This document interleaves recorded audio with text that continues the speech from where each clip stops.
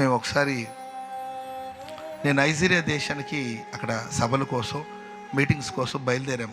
ఒకరోజు సోమవారం రోజు, డిసెంబర్ మాసం, అది మన డిసెంబర్ వస్తుంది, డిసెంబర్ మాసం ఒక సోమవారం రోజు ఆ రోజు సేవకులు కూడుకుంటే అది చూసుకొని ఆ రోజు రాత్రి బెంగళూరులో మాకు ఫ్లైట్ అనమాట.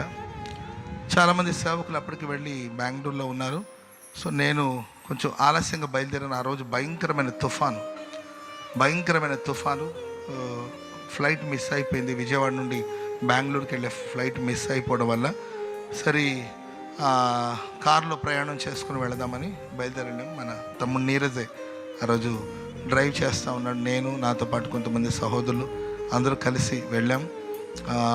రాత్రికంతా వెళ్ళి చేరుకోవాలన్నమాట. కొంచెం బండి వేగంగానే ఉంది.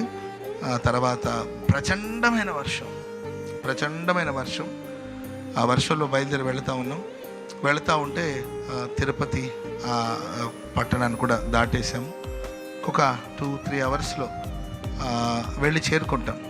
ఇంకొక 2-3 అవర్స్లో బెంగళూరు వెళ్ళి చేరుకుంటాం. ప్రచండమైన వర్షం, గాలి, వాన, తుఫాను, వాయుగుండం, తుఫాను. ఆ తుఫాన్లోనే మొత్తం మీద వెళ్ళి ప్రయాణం చేస్తున్నాం. వెళ్తూ ఉంటే మాట్లాడుకుంటూనే ఉంటున్నాం, వెళుతున్నాం. సడన్గా ఆ డివైడర్ మీద నుండి ఆవు వేగంగా వచ్చి బండి వెళుతుందండి.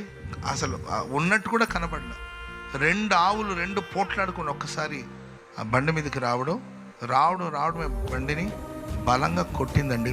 కొడితే బండి మొత్తం నుజ్జు అయిపోయింది. అంతే, ఆ ఫ్రంట్ భాగం అంతా నుజ్జు అయిపోయింది.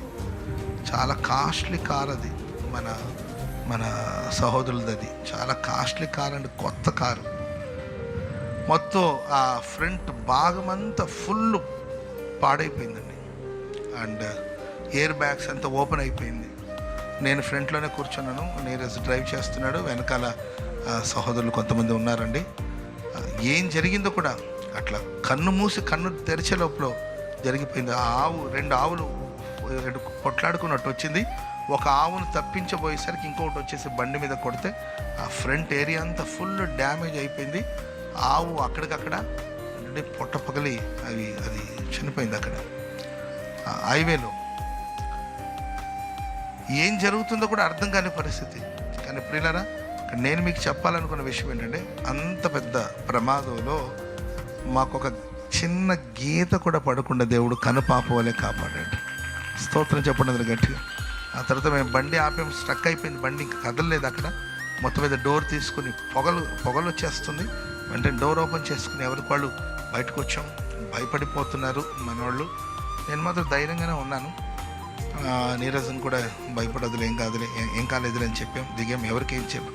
ఆ దారిలో వెళ్ళేవాళ్ళు వచ్చేవాళ్ళందరూ ఆగి ఏం జరిగింది చూసి, ఈ బండిలో ఉన్నవాళ్ళు బతికే ఉన్నారా అని చూస్తుంటే మేమేనండి ప్రయాణం చేసింది అని చెప్పడం జరిగింది.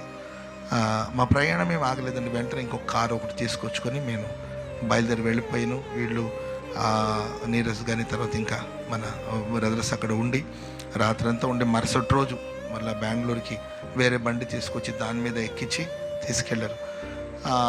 బండి బాగు చేయడానికి కూడా చాలా సమయం పట్టింది. చాలా బలమైన బండి అది బాగు చేయించడానికి కూడా చాలా సమయం పట్టింది. అప్పుడు నేను వెళ్ళొచ్చిన తర్వాత జరిగిన అవన్నీ కూడా జ్ఞాపకం చేసుకున్నప్పుడు నా మనసులో వచ్చిన ఆలోచన, దేవుడు నాకు ఇచ్చిన పాట, కరుణాసాగర యేసయ్య కనుపాపోలే నీవు నన్ను కాచావు. మరణపు లోయలో మనం ఆయా సందర్భాల్లో ప్రయాణం చేసినప్పటికీ కూడా ఏ అపాయం కలగకుండా ప్రభు మనల్ని కాపాడుతాడు. స్తోత్రం చెప్పండి అందరు గట్టిగా, చెప్పండి గట్టిగా హల్లెలూయా.